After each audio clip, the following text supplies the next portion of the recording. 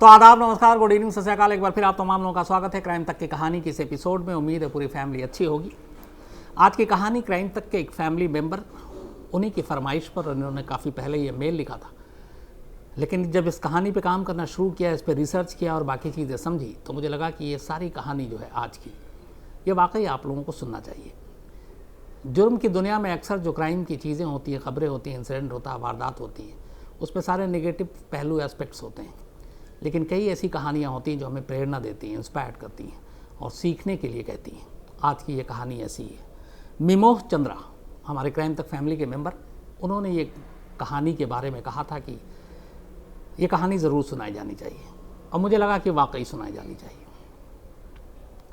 क्या हमने आप में कभी सुना है कि कोई क्राइम विक्टिम जिसके साथ क्राइम हुआ, बहुत हीनियस हुआ, और वो हौसला और हिम्मत हारने की बजाय लड़ने की सोचे, वो ये सोचे कि जो उसके साथ हुआ वो किसी और के साथ ना हो, वो ये सोचे कि जिस क्रिमिनल ने उसके साथ ये काम किया उस क्रिमिनल को आखिरी अंजाम तक पहुंचाया जाए, वो भी कानूनी रास्ते से। वो ये सोचे कि मैं भी उसी डिपार्टमेंट में काम करूं जिस डिपार्टमेंट में ऐसे क्रिमिनल को पकड़ने की कार्रवाई होती है, फिर वो पुलिस अफसर बने। इसके बाद जब कानून सज़ा दे उसके मुजरिम को, तो वो उस जगह पे जहाँ पे उसको एग्जीक्यूट किया जा रहा है, जहाँ फांसी दी जा रही है, वो फ्रंट रो में सबसे आगे बैठी और सब कुछ उसे मरता हुआ अपनी आंखों से देखे, और फिर उसी डिपार्टमेंट में काम करे जिस डिपार्टमेंट ने कभी उसके केस को इन्वेस्टिगेट किया था। ये सारी चीज़ें इस कहानी में हैं, और इस कहानी पे बाकायदा एक सीरीज़ भी बनी थी 2000 शायद 1918 के बाद। ये कहानी है लीज़ा मैकवे की। लीज़ा मैकवे, जिसकी पैदाइश 1966 या 67 में हुआ, और ये अमेरिका में फ्लोरिडा के अंदर एक टाम्पा जगह है, TAMPA, वहाँ की रहने वाली। लीज़ा का बचपन बहुत ही बुरे माहौल में गुजरा। माँ को शराब पीने की ज़बरदस्त लत थी, और शराब के लिए वो अपनी मासूम बेटी को भी बहुत बुरी तरह से मारती थी, टॉर्चर करती थी। बाप लीज़ा का पहले ही छोड़कर माँ को और उसको जा चुका था। माँ शराब की लत की वजह से फिर एक दिन गायब हो गई। अब लीज़ा की ज़िंदगी का सहारा बची सिर्फ उसकी दादी। लेकिन दादी भी बचपन से जिस माहौल में परवरिश पा रही थी, उसने दादी को भी बदल दिया। अब घर में कोई और था नहीं, लीज़ा का माँ और बाप दोनों छोड़ के जा चुके थे। अब दादी का जुल्म लीज़ा के ऊपर शुरू होता है। बचपन से ही वो उसे टॉर्चर करती। 14 साल की मासूम उम्र में ही लीज़ा के ऊपर अपनी दादी की जिम्मेदारी आई कि वो उसे पाले पोसे, उसे खाना खिलाए और उसके लिए कोई छोटे मोटे काम करे, और लीज़ा ने ये काम करना शुरू किया। लेकिन फिर भी दादी के हाथों पिटती रही, लेकिन दादी इकलौता आसरा थी उसकी, तो वो सब कुछ बर्दाश्त करती रही। इसके बाद उसकी ज़िंदगी में एक बॉयफ्रेंड आता है। बॉयफ्रेंड भी बदनसीबी से उसे ऐसा मिला जिसने सिर्फ ज़ख्म ही दिए। वो भी उससे टॉर्चर करना शुरू कर देता है, उसको एक्सप्लॉइट करता है, उसका यौन शोषण करता है। अब वो बॉयफ्रेंड के हाथों भी तमाम ज़ख्म सहती है। तो एक तरफ दादी का जुल्म, ऊपर से बॉयफ्रेंड मिला, उसने भी ज़िंदगी में कुछ अच्छी चीज़ें दी नहीं, बुरी ही चीज़ें दी।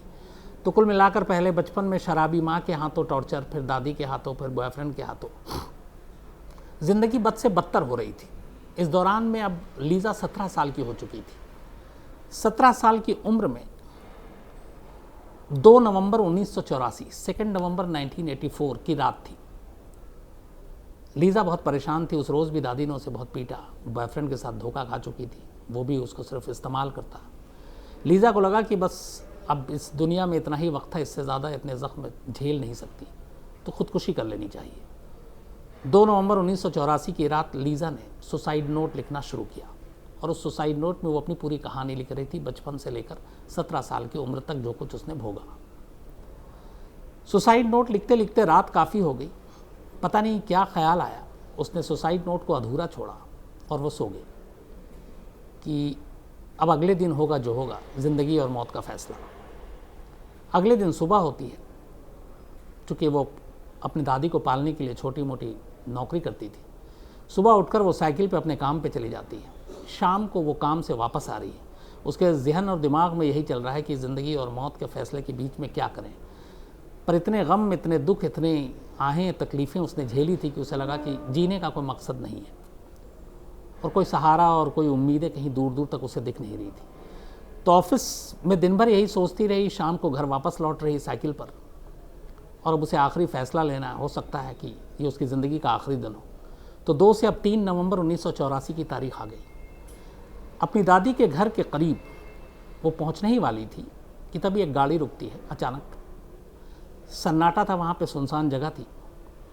गाड़ी से एक शख्स उतरता है, वो साइकिल को धक्का मारता है, लीज़ा को गन पॉइंट पे जबरन अपनी गाड़ी में बिठा लेता है। गाड़ी में बिठाने के बाद थोड़ी दूर जाता है और फिर एक और जगह पे जहाँ पे सन्नाटा है, वहाँ पे वो लीज़ा के गन पॉइंट पे उसकी आंखों पे पट्टी बांधता है, दोनों हाथ बांध देता है और फिर गाड़ी चल पड़ती है। अब लीज़ा अंदाज़ा लगा रही है कि वो कितनी दूर जा रही है। कुछ देर के बाद गाड़ी रुकती है। इसके बाद लीज़ा एक घर के अंदर खुद को पाती है। थोड़ी देर के बाद उसके एब्डक्टर ने, जिसने उसे किडनैप किया था, उसकी आंखों की पट्टी खोल देती है। उसके बाद वो उसे देखती है। अब यहाँ से 3 नवंबर 1984 शाम की बात थी। 4 नवंबर की रात आ जाती है। लगभग 25 से 26 घंटे बीत जाते हैं उसे किडनैप हुए। इस दौरान में उसका किडनैपर लगातार उसके साथ रेप करता है, टॉर्चर करता है, मारता है, पीटता है। लीज़ा लगातार गिड़गिड़ाती है उसके आगे।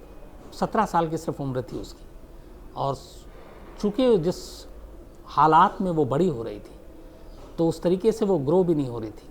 खाना नहीं, बड़ी मुश्किल से घर में जो भी कमा के लाती थी खाती पीती थी, तो उससे इसकी शारीरिक बनावट भी कमज़ोर थी। तो 17 साल के उम्र तो हो गई थी, लेकिन देखने में उससे भी कम उम्र की लगती थी, बच्ची लगती थी।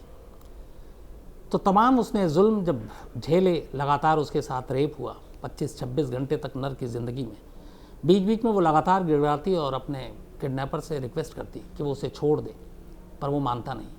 आखिर में करीब 24वें या 25वें घंटे में उसने फिर किडनैपर से ये कहा कि वो इकलौती उसकी एक दादी है जो बीमार है, और मैं अकेली उसकी सहारा हूँ।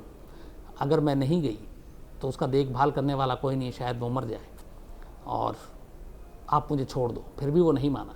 इस दौरान में करीब 25-26 घंटे तक जब वो घर में रही, तो लीज़ा एक दूसरा काम भी कर रही थी। वो लगातार देख रही थी कि बाथरूम, उसे ये पता चल गया था कि बाथरूम बहुत लंबा है, बड़ा साइज़ का है।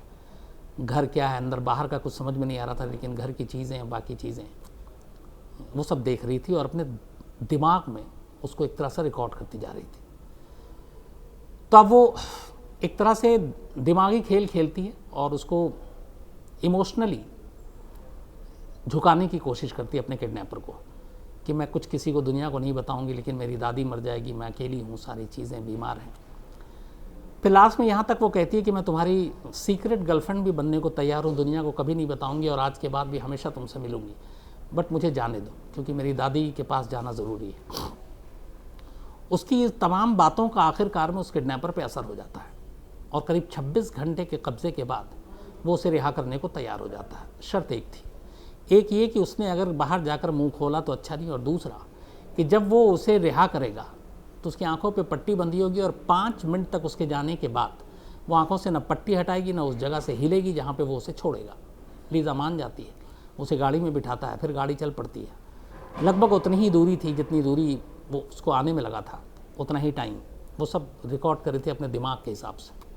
उसका एक सुनसान जगह पर रात को ले जाकर 4 नवंबर को किडनैपर लीज़ा को उतार देता है गाड़ी से, फिर से इस धमकी के साथ कि 5 मिनट से पहले वो यहाँ से हटेगी नहीं, और 5 मिनट से पहले अपनी आंखों की पट्टी खोलेगी नहीं।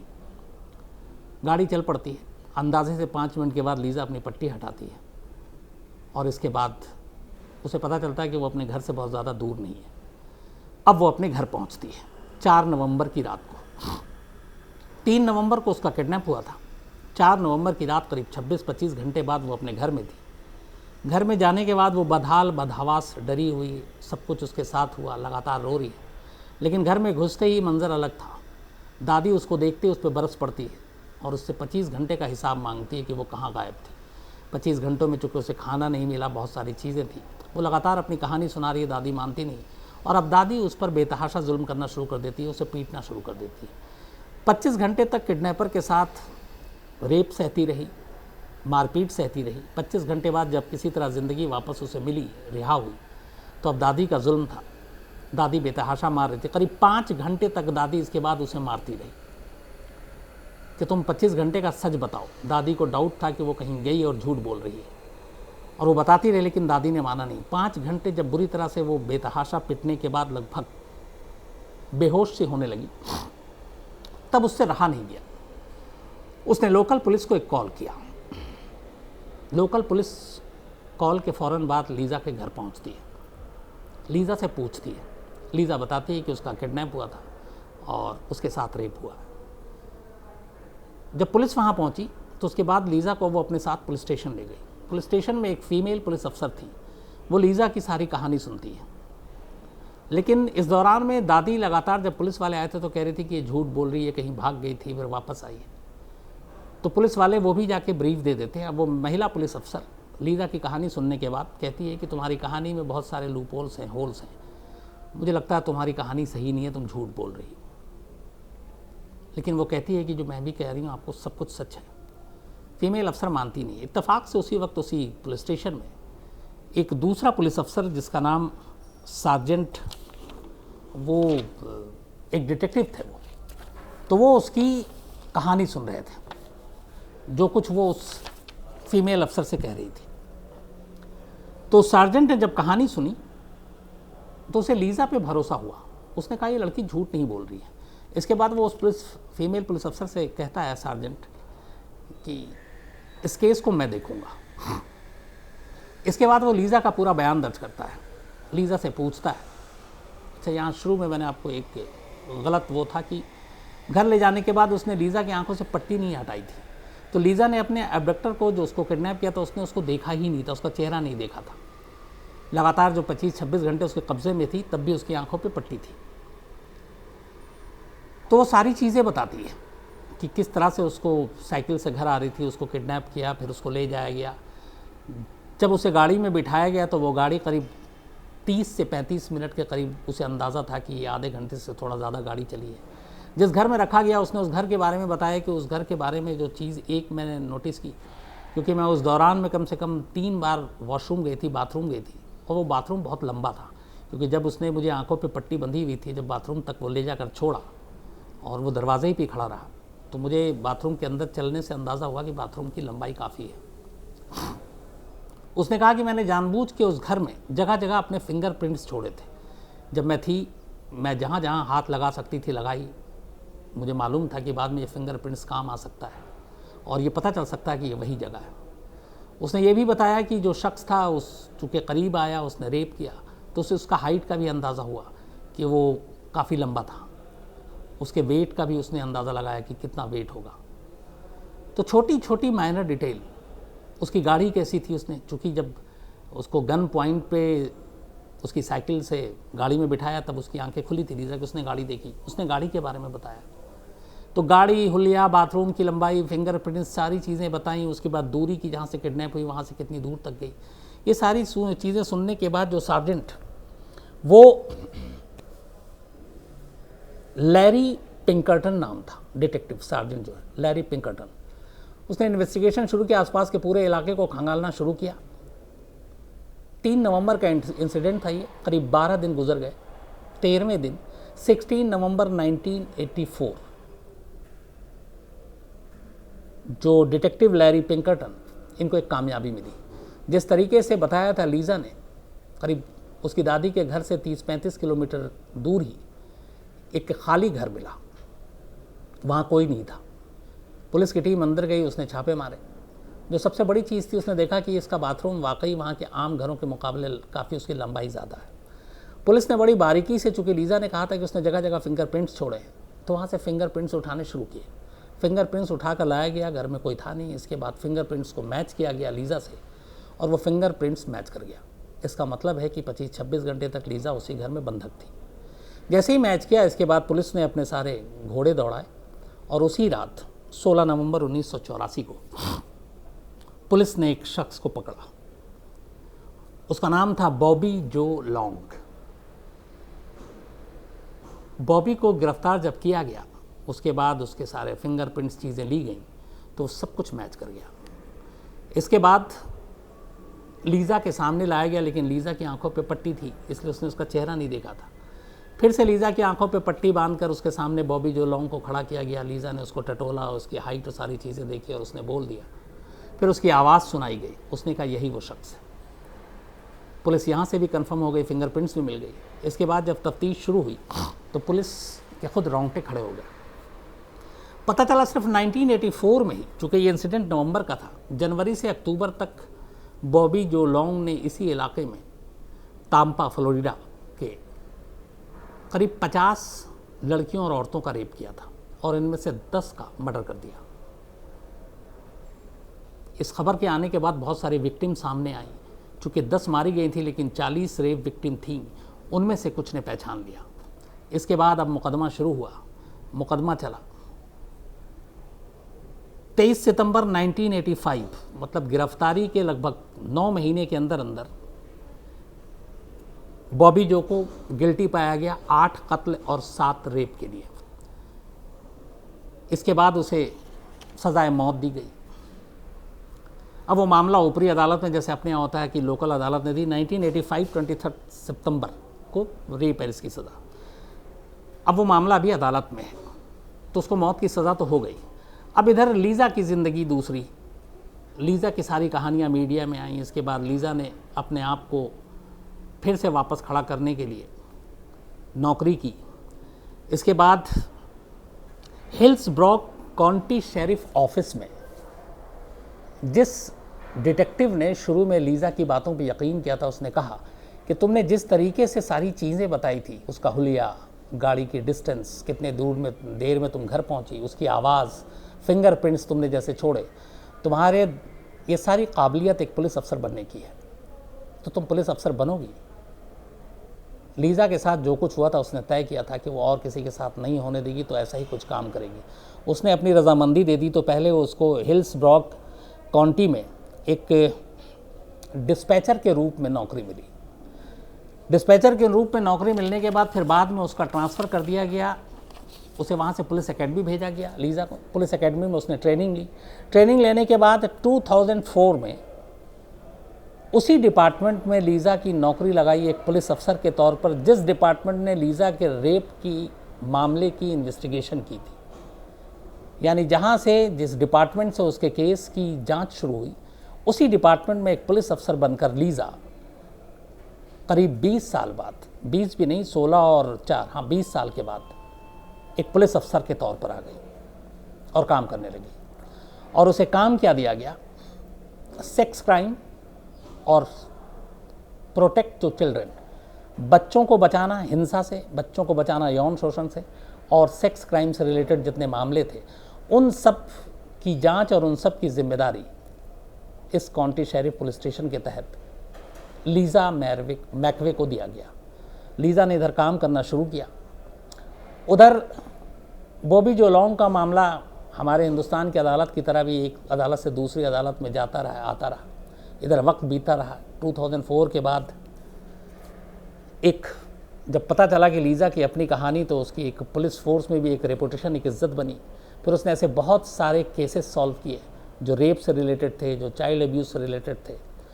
धीरे धीरे उसको स्कूलों में बुलाया जाने लगा और वहाँ पे वो एक रिसोर्स ऑफिसर के तौर पर जाती, बच्चों को ट्रेनिंग देती कि कैसे आपको इस तरह के क्राइम से अपने आप को बचाना है। एक मोटिवेशनल स्पीकर के तौर पर उसे जगह जगह बुलाया जाने लगा। वो वहाँ जाने लगी और crime against women, sex, children, इन सब के बारे में बताने लगी और पुलिस का काम करती रही। लेकिन अब भी उसके दिल में एक खलिश थी कि जो उसका क्रिमिनल, जो उसका कसूरवार था, वो जिंदा था। जबकि 1985 में उसे मौत की सज़ा एक अदालत ने दे दी थी। अब ये मामला इधर अदालत में चल रहा है, इधर लीज़ा पुलिस अफसर बन चुकी है। और आखिरकार फिर धीरे धीरे वो वक्त आता है 2019, मतलब इस पूरे मामले के 1985 में उसे सज़ा हुई थी और उसके बाद 2019 में आखिरकार बॉबी जो लॉन्ग, इसको सज़ाए मौत देने की तारीख मुकर्रर की जाती है। 23 मई 2019, अभी सिर्फ 2 साल पुरानी बात है। तमाम अदालतों में अपील करने के बाद, माफ़ी मांगने के बाद, वहाँ की अदालत, चूँकि मामला 50 महिलाओं के साथ रेप, 10 महिलाओं के कत्ल का था और एक पुलिस अफसर जो इसी इंसिडेंट के बाद पुलिस अफसर बनी वो ज़िंदा थी, उसके अलावा एक और तब तक ज़िंदा थी, लिंडा नाम की एक महिला जिसके साथ रेप हुआ था। तो 2019 में आखिरकार सारी अदालत से जितने भी रास्ते थे दरवाजे बंद हो गए और बॉबी जो लॉन्ग को फांसी की सज़ा देने की तारीख तय हुई 23 मई 2019। इस फांसी की ख़ास बात यह थी कि अदालत की तरफ से लीज़ा मैकवे और लिंडा, इन दोनों को बुलाया गया कि आप आइए और बॉबी जो लॉन्ग को अपने सामने मरते हुए देखें। ये दोनों वहाँ पहुँचती हैं, तय तारीख पर बॉबी को फांसी दी जाती है। कुल 33 लोग थे बॉबी की मौत को देखने वाले, जिसमें जज और प्रोसिक्यूटर बाकी लोग। उनमें से 2 थीं विक्टिम बॉबी की, एक लीज़ा और दूसरी लिंडा। सबसे फ्रंट रो पे सबसे आगे इन्हीं दोनों को बिठाया गया। बाकायदा लीज़ा ने बॉबी को मरते और दम तोड़ते अपनी आंखों से देखा। उसके बाद जब वो बाहर निकली तब उसने मीडिया को बताया कि आज उसे सुकून मिला। 1984 से जो दर्द वो झेल रही थी वो जाकर आज मरहम में बदला है। तो उसी लीज़ा के सामने उसके बलात्कारी को मौत की सज़ा दी गई।